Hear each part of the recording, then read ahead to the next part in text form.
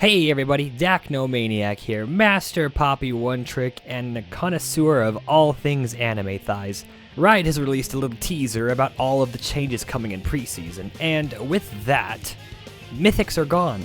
Mythics are no longer part of the game. Instead, they are adding a bunch of new items and removing some and changing a lot of things. So what I am going to do here today is just go over some of the item changes that are Poppy relevant and, let you guys know what I think and what is going to be best for Poppy come next season.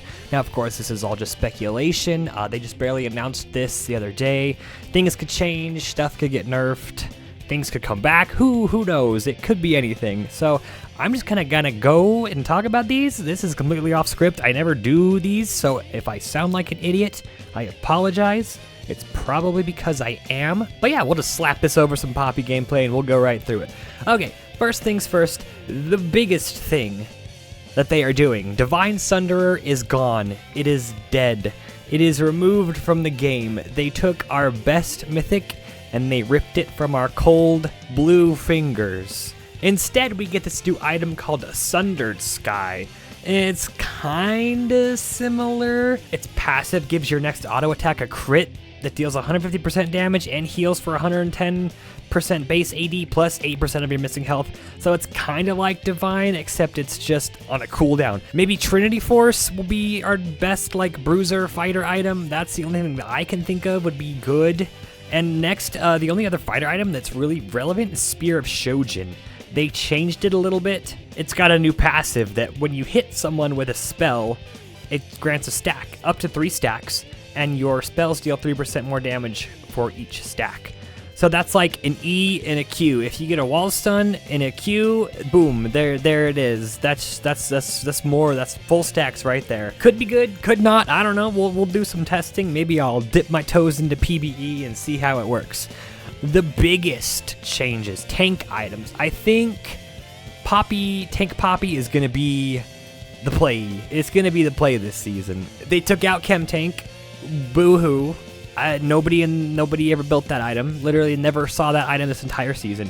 Radiant Virtue's gone. Kind of a bummer. I would build that on occasion. Even Shroud's gone. I would build that too in the jungle sometimes. And Gargoyle Stoneplate's gone. I hardly built that, but boo, it's gone. But this, oh boy.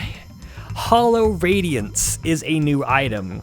Are you ever in top lane fighting a Teemo or a Rumble and you're buying Bammy Cinder and you're like, oh, well, now I have this Bammy Cinder and now I've got nothing to build it into because I'm fighting AP. Well, look no further. Hollow Radiance is here. It is the magic resistance form of Sunfire. I love this. I am so excited for this. I have been wanting an MR Sunfire forever and I am so hyped. The only thing they need to do is give you an MR tank Grievous, and we're good, we're golden, we're going.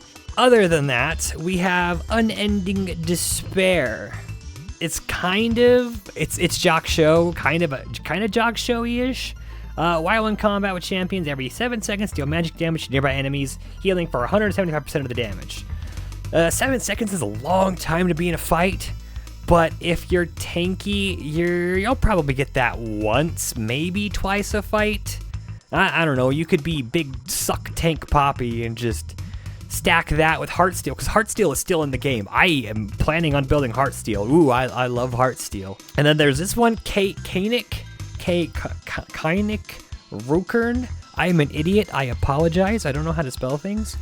It basically gives you Morgana Black Shield. After not taking damage for champions for 15 seconds, gain a magic shield for 80% of your maximum health. Awesome. We want more magic resistance items. There's like 2 good tank magic resistance items. Cool. Awesome. I wonder if this is like legit Morgana Shield. Does it give you immune to CC? I highly doubt it. That would be busted.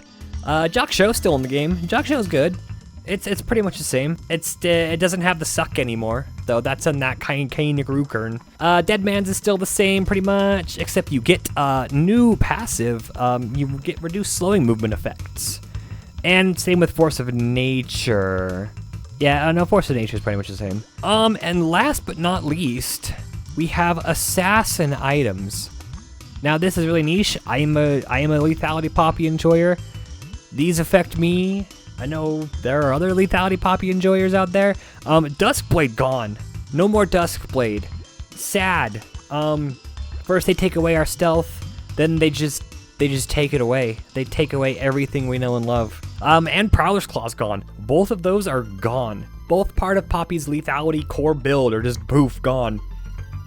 But we have these new items. Voltaic Cyclo Sword. It's basically old Yumu's passive, you know, moving will generate stacks and energizes stacks, dashes and stealth. Energize, that's not really relevant for Poppy. The dash kind of. But that energized attack will deal 100 bonus damage and slow for 99%. That's good burst. Sure. The next thing is Hubris. Lethality, attack damage. When you kill an enemy, you are granted a statue of yourself. I don't know what that means.